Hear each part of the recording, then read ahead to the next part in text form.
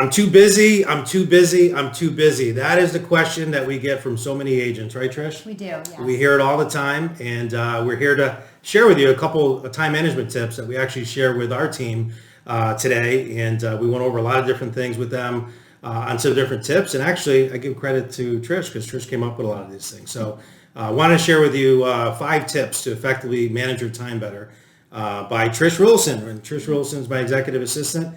We work very closely together, and we're going to go over this. So Trish, what's the first one? All right, so number 1 is creating a to-do list the night before and highlighting the priorities. It's really important that when you wake up, you're ready and you know what to expect throughout the day.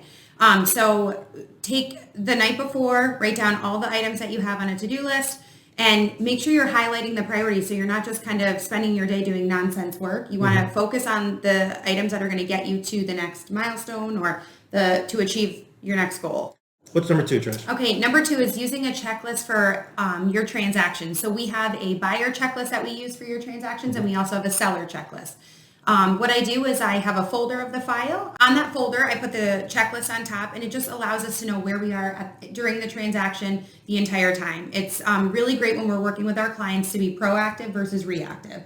So anytime that we're talking with them, we can say, yep, the inspection just happened. Now the next thing is the appraisal. Just keeps us in line, organized, and we have all the information right there. And we'll be more than happy to share those checklists with you as well. There's a class that we have. We haven't already registered for it. It's the blueprintclassroom.com. Blueprintclassroom.com.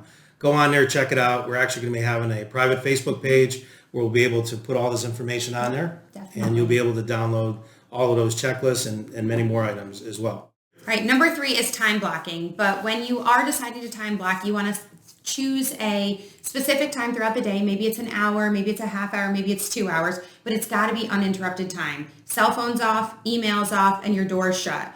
It allows you to be a lot more effective, and there's no distraction. So you should be able to be a lot more efficient in getting your work done. Okay, number 4 is use a timer. So I just started recently doing this again, but when you're working on a specific project, maybe it's a larger one, or even just writing an offer, right? Mm-hmm. If you set your timer on your phone for 30 minutes, 45 minutes, depending on, how long you have, it allows you to focus. You only have that amount of time to basically work on that project. So it allows you to focus so much more. It's so much more like... it's like a game. Yeah, it is. Yeah, it's like a game. And you can do it on your phone. This is what I use. Everyone has it. If you have an iPhone, I'm sure Android has them as well, which I know you do. You don't have an iPhone. But just set up a timer. You could do it, sets off the alarm, and make it a game, but stick to it.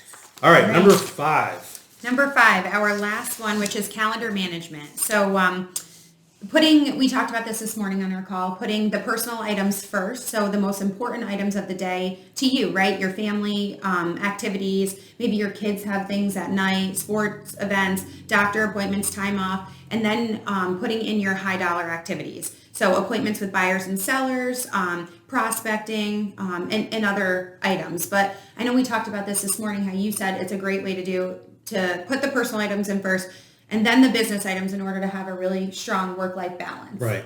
One thing I wanted to say was when you're dealing with the consumers out there, a lot of them, right? I talk about this all the time. Yes. They don't care that you're at a baseball game. They don't care that your kid's at a birthday party or function.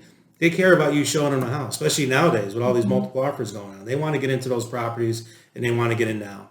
So start making it a habit of not telling people about all your personal items that you have or personal commitments that you have. Just let them know you have an appointment. That's it. Yeah. So great job, Trish. Thank you so much. And if you like what you heard, scroll down, leave a comment, and let's go get them this week.